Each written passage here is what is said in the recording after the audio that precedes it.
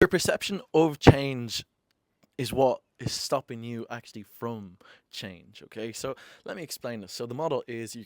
This is where you currently are. That's where you actually want to get to is your goal or the vision that you have for yourself or what you wrote down for 2025 or whatever it may be. Okay, whenever you're viewing this video, then you got the kind of thing that's always going to last in between. Okay, so imagine we got a line and the line breaks.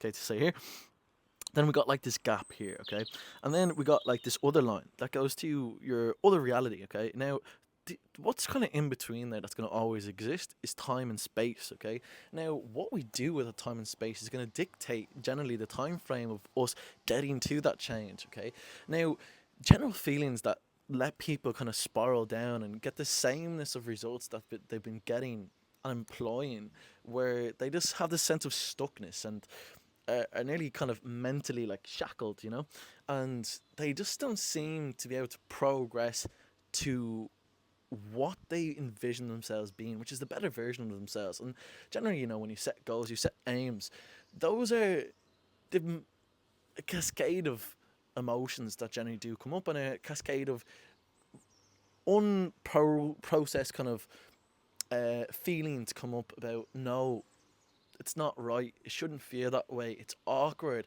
It's really stressful.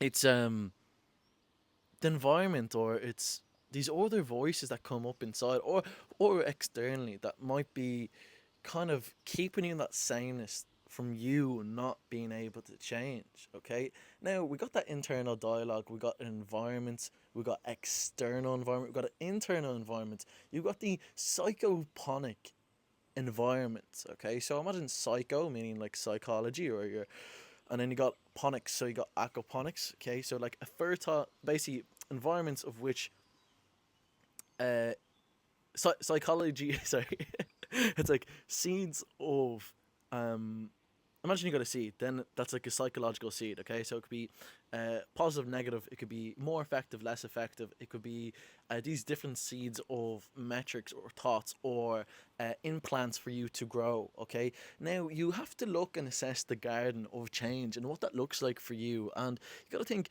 when was the last time I really changed something, and then run yourself through that. So like, what was the change, what happened, what feelings did I get from change? Okay, so I'm gonna give you an example, and then hopefully this might spark some light bulbs for you. Okay, so I hope to always have a kind of like a stimulus. Okay, and then if you think about like a stimulus for electricity, and then me putting up that light bulb, or putting up that switch, and the light bulb turns on or it doesn't turn on.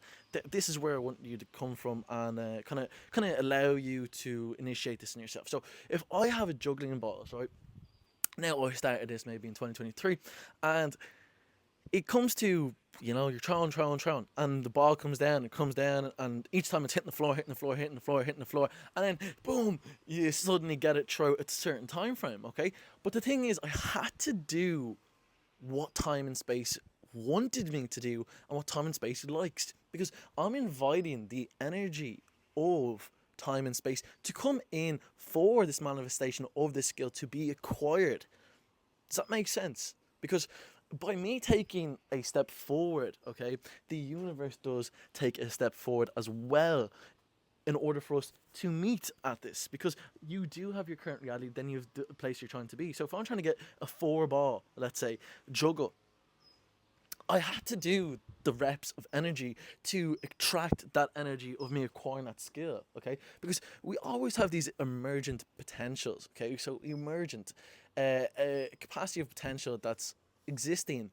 Okay, and generally they're dormant within people, and they're probably dormant within you because you clearly have something that's asking you to change, to go towards that thing, and you got these things kind of bring you back, or it could be just you trying to maintain that current status, because comfort, it's to strengthen, and that's, we're in this comfort castle, and you want to break open that castle gate and then take a step out into that uncomfortable place that maybe is the change zone. It's the potential, it's the garden of change of which you can enter and the energy of which you can access, but you just got to make that choice of going in. Okay, and now you could take a step forward on playing ground, you could take a step forward 20 meters above the ground on a thin slackline. Okay, now all of these will have different emotions come up because you take a step forward just outside your comfort zone, and then change will happen because it's actually change. It's something that incrementally was different to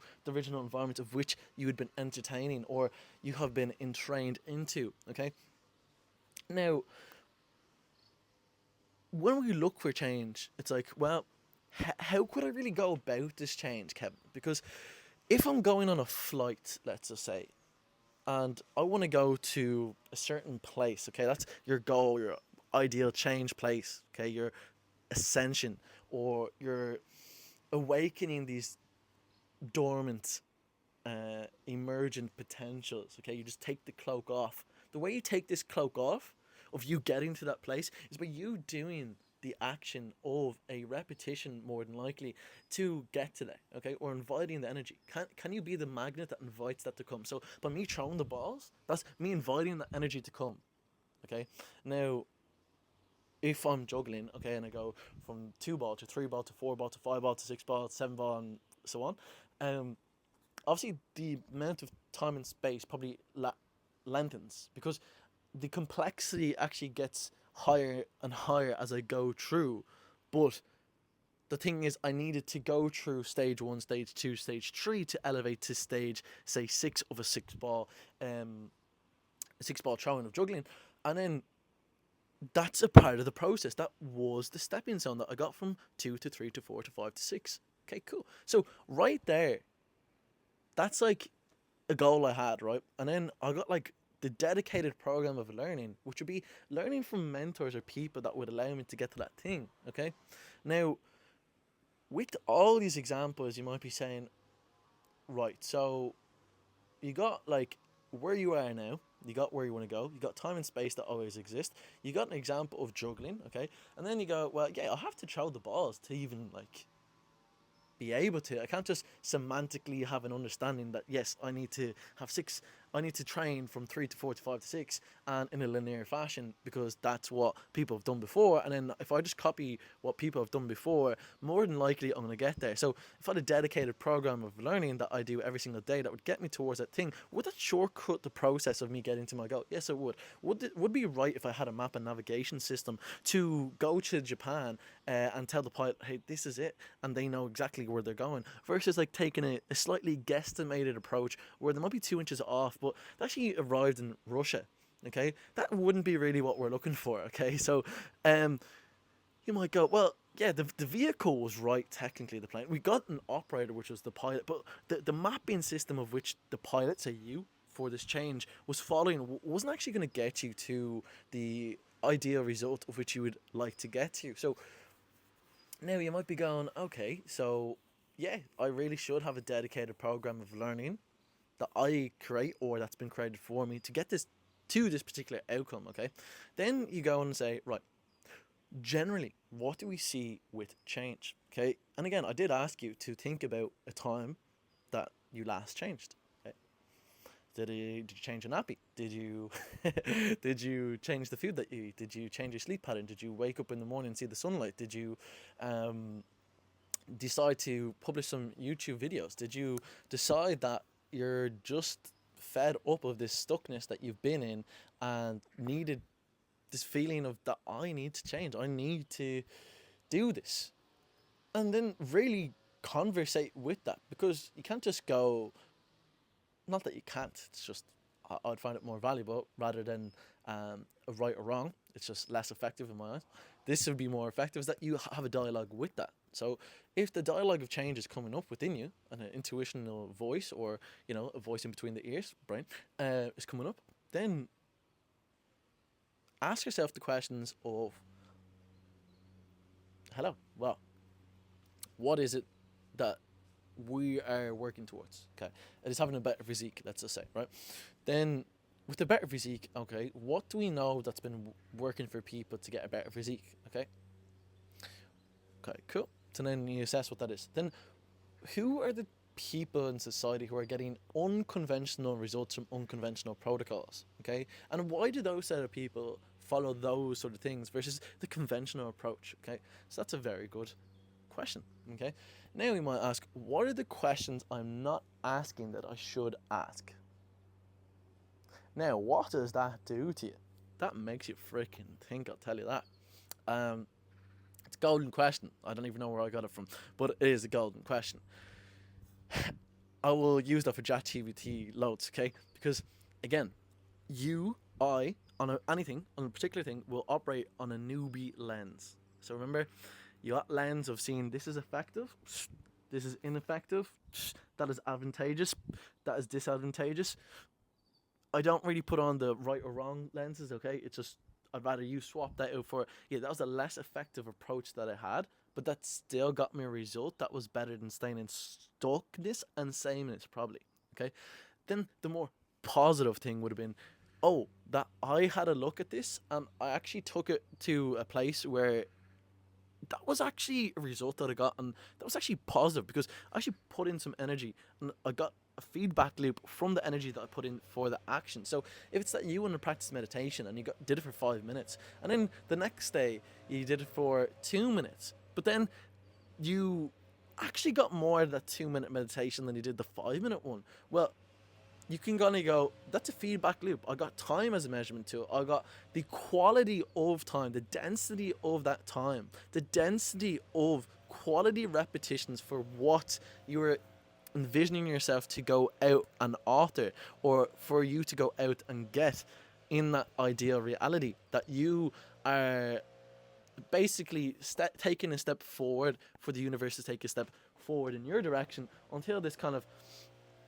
metaphysics, you have like a collapse of the wave function, okay? So by you dinging out the frequency and authoring that out, it's going and collapsing, okay? Now, the more that signal strengthens, how could I strengthen that signal more? I would be more emotive with my energy towards it. I'd be more dense in my hours or time and space of quality repetitions that would allow me to go and get that thing.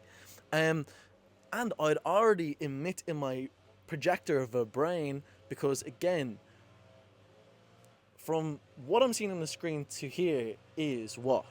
That's basically like a hose, right? Just feed.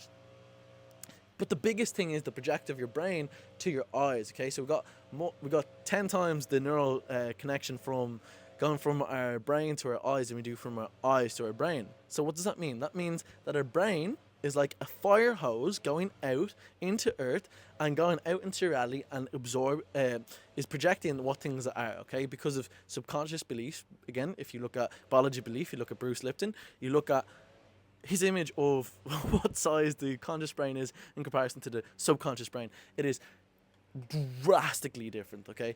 And if you're not looked into that work, you gotta look into that work, okay? Because again, the results that you're getting, why are you getting them? Ask yourself, why am I getting these results? Okay, do you know, really smart dude, Albert Einstein? If you keep on doing the same thing over and over and over again and expecting different results or different outcomes, let's say, then you're probably pretty much insane, right? It's basically what Albert was saying. Now, you should just apply that to yourself. Like, if you've been doing the same exact thing, expecting different results, assess. Like, is it just, what would verify to you that this is the way that things should be done and doing, okay? Okay, trials, proven. My databases of sources that I've gained from would allow me to assess that this is the correct or an effective course of action to take for me to get to that dedicated or ideal goal. Okay, awesome. Okay, cool. Then roll with it. If you want to enhance it, get an other observer lens or a mentor or a teacher or a friend or whatever it might be that has an educated lens. Now, you got to be very careful about what educated lens is to you and to them. Because, again, if I go, oh, you go get a mortgage, right? That's conventional wisdom, and you're going to get conventional results of knowing that the word mortgage means a pledge till death, okay? So, does that sound something that you really want to go into? It's all in the numbers. Do the numbers, okay? Does it actually work out? Does it make sense, etc., etc., etc.? Who has the lens that would allow that? Is it conventional wisdom? Is it conventional banker? Probably not. So, Yeah, so you have to seek for people that generally the quote I will say is, now I don't know if I'm coining this, I will for the moment because I haven't heard anyone say it, is that conventional wisdom gets conventional results, unconventional wisdom gets unconventional results. So again, with unconventional teachers of wealth get unconventional results for the students, because more than likely they're not looking at the how to, they're rather looking at the psychoponic environment that someone is entertaining. Because if you're running the same software and the same software again to try and get different results, then you just expect actually the same, because you're not actually changing. You're just putting in more hours for a vehicle, so time and say labor, to get more out of time and labor, right? And then that has a certain capacity to hit a limit, right? Then you got an other way where you could leverage the technology and knowledge space across a medium of the internet and have a pre-packaged thing where it's not down to time, because that can be bought an unlimited amount of times. The price on that can go up and you can fluctuate down, or you can set it to whatever you want for the ideal goal that you are obtaining to acquire and get throughout time. Then you make that available via a conduit which would invite and allow that thing to come for you. Contract. So again, it's about the conduit. So conduit, like, imagine, does this thing have the ability to get you to which you imagine or which you seek for yourself? Ask yourself that. Analyze it. Like, really go, like, is me putting my time into this like worth my lifetime on earth to do this thing? Okay, like, I'll give you an example. Like, if I'm currently looking at certain content, I will be rather like, I'll generally watch things like fully through, like a book or whatever, and then sometimes you'll be like, oh, selective about certain things. But again, if you do a value elicitation of your week, so 168 hours in a week, right? Then you dedicate, okay, how much am I doing in sleep? How much am I doing in my self athlete, self knowledge acquisition self? How much time am I putting towards my creator self? How much time am I putting towards my opportunistic self for manifesting energies to become manifested and acquired? Okay, then um when I get these feedback of like what my week was like, what I did that I thought might work and maybe it didn't work, because if you look into human design, you have different approaches about different things. You can buy into that or you cannot buy into that. You can practice it and then see what happens if you don't practice it. So a friend of mine, Daniel, he does it with the line. So Daniel Oxlade and Daniel, then the line crew, they do this, okay. And I was having Daniel was like, okay, like, he's teaching me about this, okay, and I think it's a manifesting generator, right? So it was like, listen to your solar plexus and listen to that intuitional voice. And he's like, oh, I don't have that. And I was like, that's mental to me that you don't have that. I thought like everyone had that, okay. And then he's just like, recently he's like, oh, with the people that we're with, and like he's coaching a new launch, is that he would get them to listen to what their dominant features would be for that, say, character trait of the human design to do, then don't lean into that. Okay, so for example, if I was not to listen to my intuition, how does that feel maybe more versus when I do? Okay, did something happen that I knew was going to happen, what the intuition told me that I didn't do? Okay, possibly. Okay, so that's an intelligence beyond the conditioned faculties of the mind and function, okay, rather than tuning the instrument of the higher faculties, right?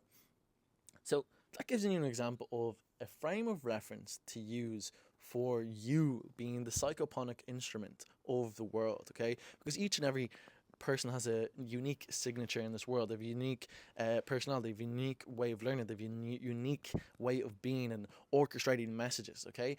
And of course, for me and for you even listening to this, is it gets a bit all over the place. But then it kind of like paints a canvas of like multiple places and reference points of which I'm coming from, okay? And then you can probably go, oh, extract that, I'm gonna pick that up, okay? And then I'm gonna put this stuff aside, okay, for now, because maybe I don't see the value in it, or maybe it's just not really suitable to me to use that right now. Perfect, okay? Because what does any good artist do? They take what is there, then they kind of tinker with it, okay?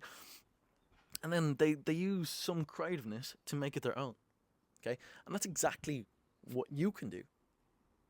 Because again, everyone is unique in their own freaking way. So it's like, don't put yourself in a box of one fits all, expecting, I'm gonna get this result. Okay, because if you're not leaning into your strengths, and you said, you should upgrade those weaknesses, but what about putting into your strength? If my strength was that I'm able to, um, let's say, absolutely devour content, okay, and then absorb that in a way that probably most people will not see it, and then I can now be a synthesizer and a conduit of that and help people with things that maybe they haven't been exposed to, and reference points, and like the ways of framing the mind and framing situations in, and measurement sticks in, and the psychoponic environment of which they have been entrained of, and then allowing them to kind of, in this jar that they're in, to see outside that jar. So you're stuck in the jar, but you cannot read the label. And the more kind of reference points and different points of view you get, the better, because the more flexible you are in life, the better. Okay.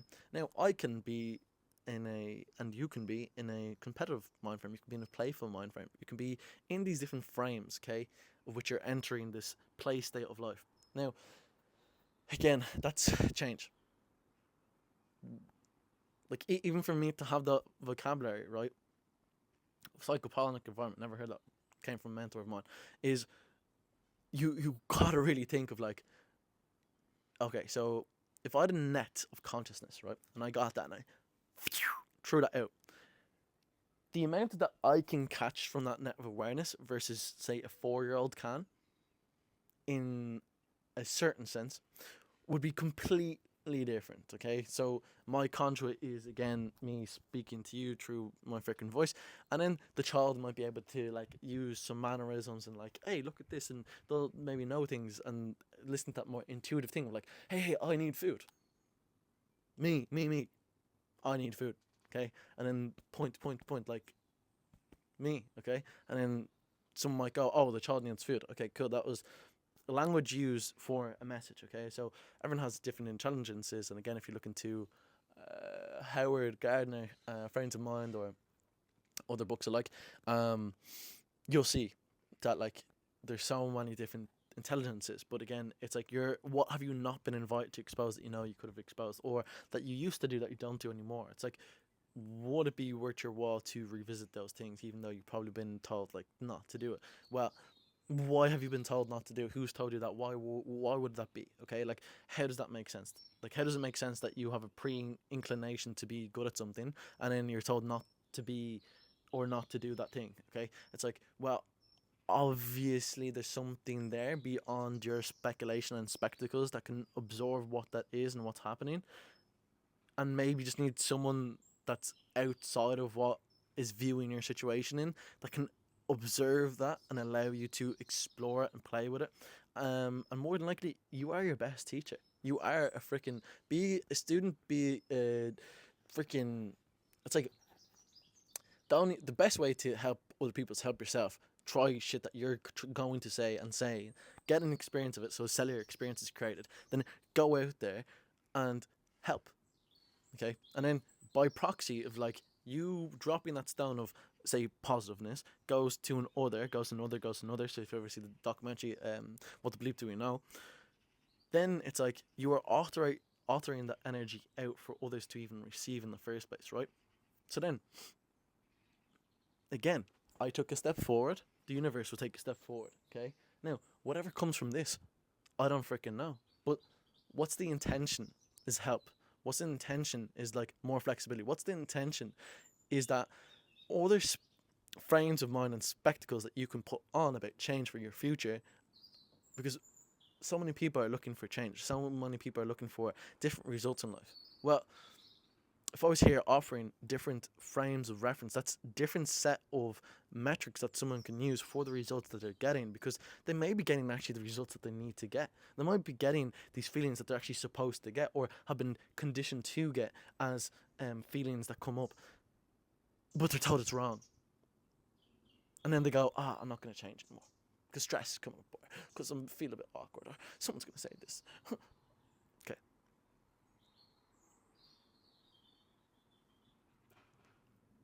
internal dialogue is happening there. External environment is happening there. Preconditioned thoughts that weren't even yours are there. You'll be told something about, let's say, a person, okay? Let's say it's Donald Trump, okay? And you'll go, XYZ, XYZ, XYZ. Have you ever met the person? No. Do you know the person? No. Has certain mediums with certain agendas said those things for you to know? Yes. Okay, cool. So therefore, you have a preconceived notion about something that's in your subconscious due to you absorbing that into your subconscious brain and then perpetuating that through this vocal point or a conduit of communication, which is language, and then exasperating that out or saying that essentially. And then it's not actually yours. So think about the thoughts that you have that are not even yours, okay? How do I even create thoughts that are mine? Well, use things. Is it less effective or is it more effective? Is it more disadvantageous that I operate on this, or is it more advantageous that I operate on this? Is it more of a positive or a negative? Like, these are polarities of metrics that you can use, okay? Now, if we can increase the caliber of polarities that we can use as metric systems, then more than likely they're going to be able to spiral us up because they're more flexible rather than absolutism. You get that? You get that? Because you need different instruments for different things in life, okay? Now, you want to increase that orchestra and that symphony and coherence of life as much as you can. And by you doing that, what's going to happen to you? What's going to actually come to fruition by you doing that? Well, more than likely, you're going to get results that you never, ever preconceived. Because again, with that thing, the same thinking that got that problem is not the same thinking that's going to get you out of that problem. So again, everything is offering. It's like, one thing was like, if you were to treat every single person like the way you would like to be treated, okay? So your neighbor, or whatever the kind of verse is in the Bible, is, would there be a better place in your local environment if people are like that? Yes, probably. But then what's good? Okay, what's this whole moral thing that someone's operating on, and then what's that more likely invite? Okay, so if people generally come to, say, Ireland, they will go, oh, they're like super warm people, they're really gentle, really nice. Okay, cool. What value systems were they originally based off? They're probably based off like the followers of Christ, okay, or Jesus, and then that the population was going and, you know, downloading those things through church and through the Bible and all that study, and then like go out through all the generations now, and then that's been kind of filtered away. Okay, so that's change in generation of values. Okay, and then current generation, it's very much all over the place in a lot of different ways. Okay, now everything comes down to what you would like to employ. Just know, what are you employing? What are you entraining yourself in? Because I invite you to look at unconventional wisdom that gets you unconventional results. Look at unconventional teachers. Look at unconventional sources. Look at the non-thing that you're pointed at, okay? Unless you go down that and you go, that is an effective use of my attention units and time to go after that thing. Go after it. Use it. Seek it. Okay, I didn't get what I got. Okay, cool. Didn't get it. Okay, I made a choice there, and I thought that was the choice to make, and it wasn't. Okay, perfect. Okay, that just gave you feedback, and now you just go, okay, cool. That was a lesson. Okay, awesome. I needed that lesson. More than likely, you needed that lesson, whatever it was. Okay, awesome. Freaking awesome. I love getting results. I love that, you know, I got injured, then I help people out of their injuries. Okay, awesome. Okay, that was for me. That was to happen for me at that time frame. Okay, going pro and then to get injured. Okay, that was to happen. Okay, now there's all different things that are happening there psychologically, but again, I had a thing that was beyond me working there. All right.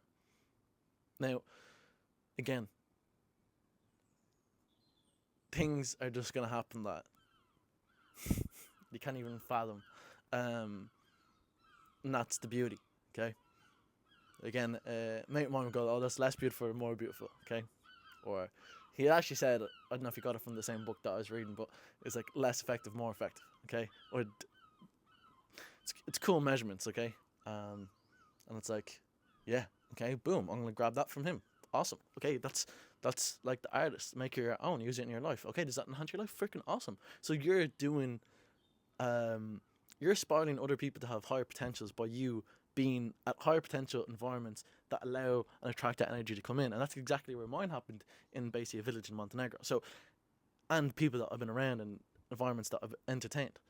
Okay. So, with what I'm saying is like try put yourself in fertile environments for the change that you are seeking, and also like reset the kind of gears that you have in your head that are keeping you at sameness, because they're not serving you, bro, or woman, or whoever it might be.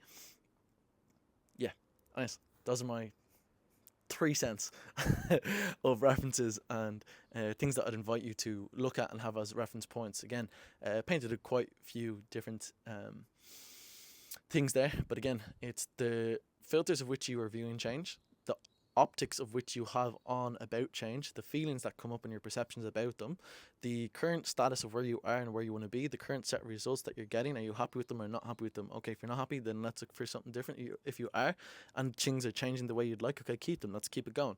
Can you enhance it? Probably.